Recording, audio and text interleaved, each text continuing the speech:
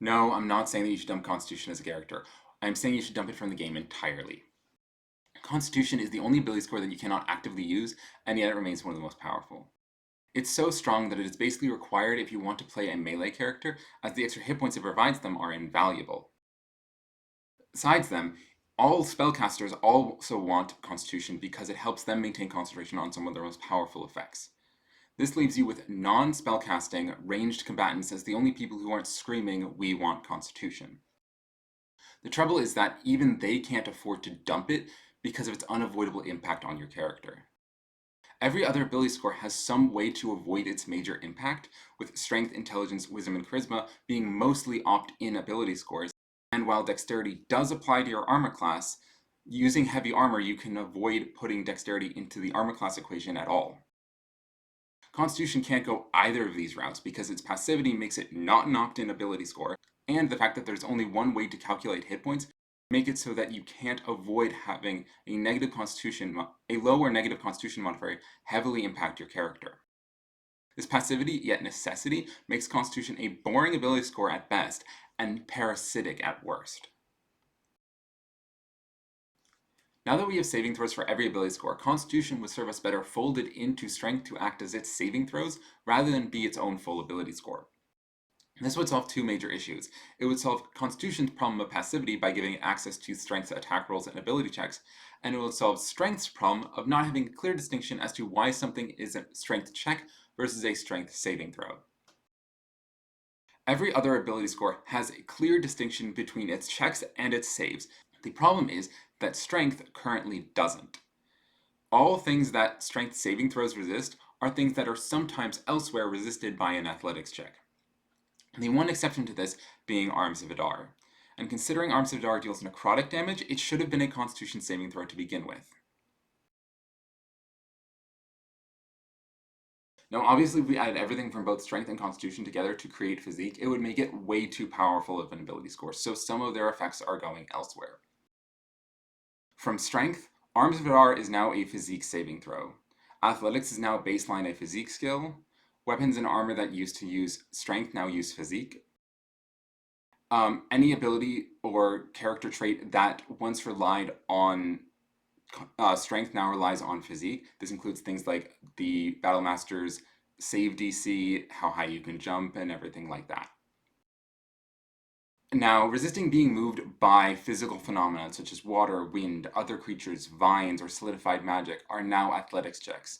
I'm aware this makes athletics powerful, however, these were sometimes already resisted by athletics checks, and so we are just making it all the same, and also, athletics is the only Physique skill where everybody else has 3 or more. So Physique should be allowed to have its one skill be a little bit stronger than everybody else's. Now, resisting being moved by non-solidified magic, such as being teleported or hurled by telekinesis, is now a Charisma saving throw. The reason I make a difference between solidified magic and non-solidified magic is that there are multiple types of telekinesis. There's the kind that creates a physical force in the world, such as Bigby's hand, that you could physically fight off. And then there is the kind that just takes control over where you are in space and flings you where they want. From Constitution, anything our real-life bodies could resist, such as disease, poison, radiance, necrosis, extreme temperatures, exhaustion, starvation, raw pain, sound waves, like thunder damage, all of these are now Physique saving throws. Resisting being moved by non-solidified magic, such as being levitated or vortex warped, are now Charisma saving throws.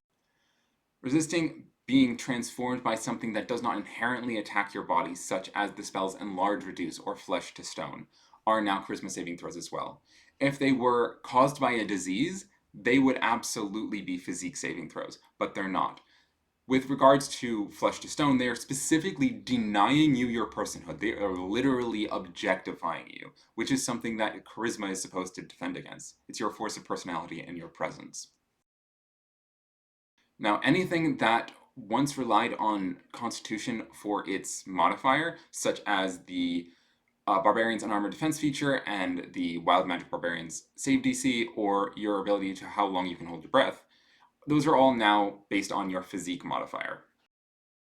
As for the Barbarian's Primal Champion feature, that now increases your physique score by 4 and your hit points by 40, or 2 per level if you end up going beyond 40. Maintaining concentration is now either a spellcasting ability check or a physique saving throw. You really realistically could make an argument for either, and so I would just make a decision at the start of the game and then run with it. Hit points are no longer governed by any ability score. Instead, the bonus hit points you gain upon level up are equal to the proficiency bonus of the level you are gaining. This should give everybody enough hit points that they feel comfortable in how many hit points they have, but shouldn't make them so tanky that the DM can't knock them unconscious when it's called for. When you take a short rest, the bonus hit points you gain per hit die expended are equal to your current proficiency bonus. And lastly, the tough feat can be taken multiple times. Considering this is now the principal way you will gain hit points other than just leveling up, you should be able to do this repeatedly. The reason I'm fine with tough rather than constitution is that constitution was something you had to interact with and was not avoidable, but tough is. Tough is something that you can avoid if you so desire. You do not need tough, but you needed to do something with constitution. Now obviously some classes were affected more than others because they had either constitution or strength saving throw proficiencies. So I made a chart of who was affected and what their new saving throw proficiencies are. Hey there, this is Dylan from the editing room. I just wanted to pop in and explain my reasoning behind why a few of the classes got the saving throws they did. The Artificer got the choice between dexterity or physique saving throw proficiency alongside their intelligence saving throw proficiency, because depending on how you flavored your Artificer and how they survived their experiments going awry, you realistically could argue that they gained enhanced reflexes or had a stronger fortitude, and that's why they survived.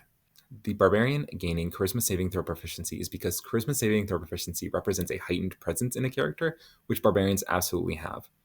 Additionally, no other martial character has both physique and charisma saving throw proficiency, so it differentiates them from all of the rest of the martials.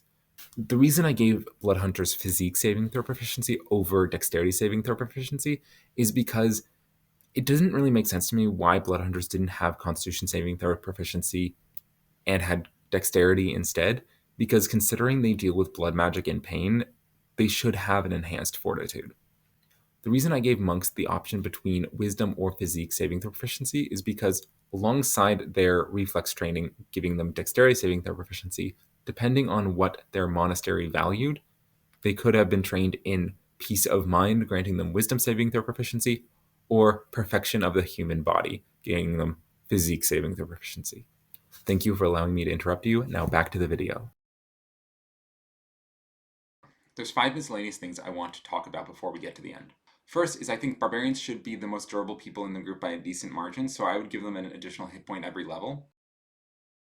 2 is I think the monks should have a d10 hit die. While I do like the monks having a d8 hit die and using their abilities to dodge and deflect attacks, currently I don't think they have enough resources to accurately capture that fantasy, so I would give them a d10 hit die for now.